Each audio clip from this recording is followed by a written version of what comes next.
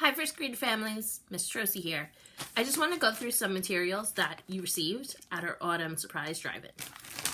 So the first material you received is a reading log. This reading log is optional and your child does not have to do it, but this is a great way for your child to track their reading daily. So we are reading 10 minutes a day.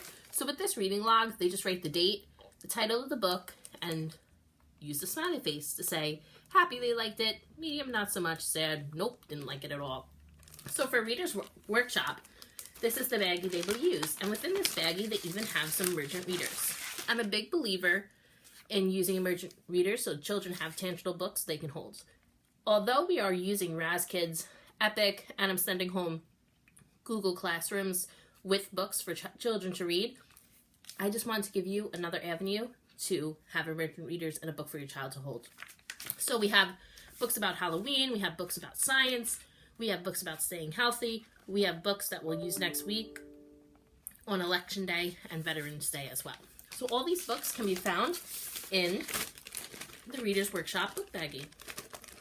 So that is something your child will be using, and it would also be fabulous if you could take a few books, maybe from your child's library or that you find online you can print, and you can put them in the book baggie so that they're never having Reader's Workshop and going, I don't have any books. Because we have books for them to physically touch, and we also have books online for them. You also received a writing workshop folder. Within this folder, you have finished work and still working. Finished work would be their writing that is completely done, that will have a cover now. Still working will be the stories they are still working on. So although we came to the end of our narrative writing unit, I provided the narrative writing checklist that we have been talking about and using in class.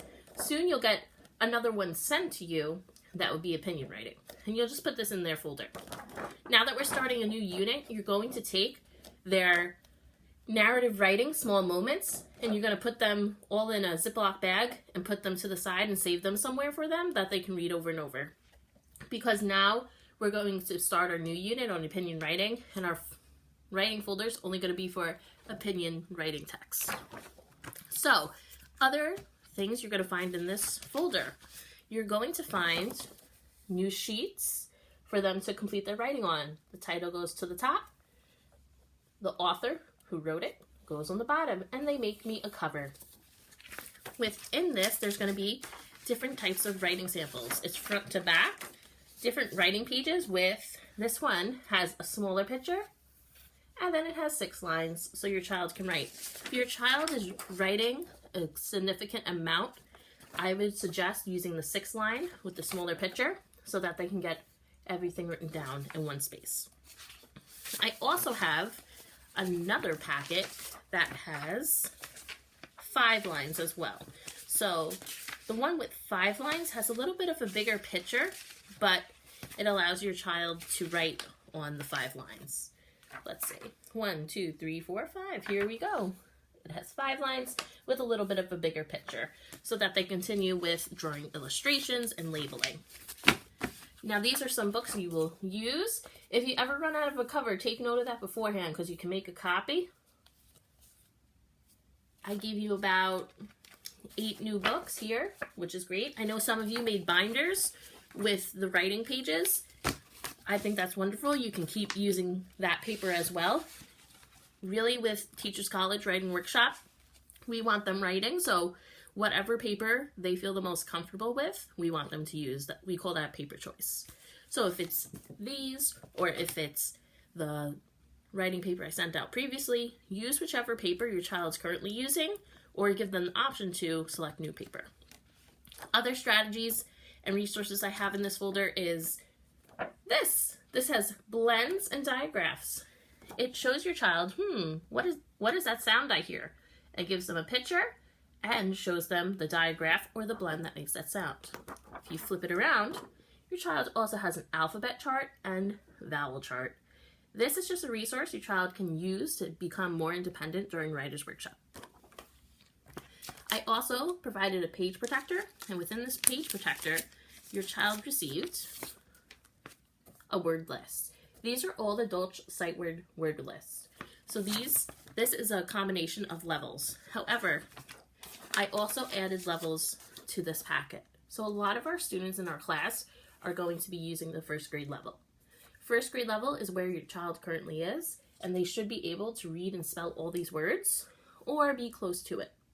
So this is a resource they can use instead of asking, Miss Troici, how do you spell May? I would say, take out your word list. Or they might say, Mom or Dad, Grandma, Grandpa, how do you spell this word? You say, take out your word list. This is independent. I also have the kindergarten level, pre-K, and second grade level. I gave various levels because all our writers are different points in their writing careers. So some of them might be using the words on the pre-K level. Some might be using kindergarten. Some might be using a little bit of everything because they're all great words that they should know and get used to writing. So this is just a resource for them to use to help them become independent writers. So I just wanted to go over what I gave out today so that no one's confused and they go home and say, wait, what is all this new stuff? What are we using this for? So this is what I expect to be used during Writers Workshop from now on, so that when I say time for Writers Workshop, they pull out the Writers Workshop folder. And all their writings in one place and all their resources are in one place. So that we're making Writers Workshop as easy as can be for your child to stay organized. Another helpful tip is just make sure you have pencils near them, that you have crayons by them, so that they can become independent and have their workstation all set up for them to complete the activities independently and by themselves.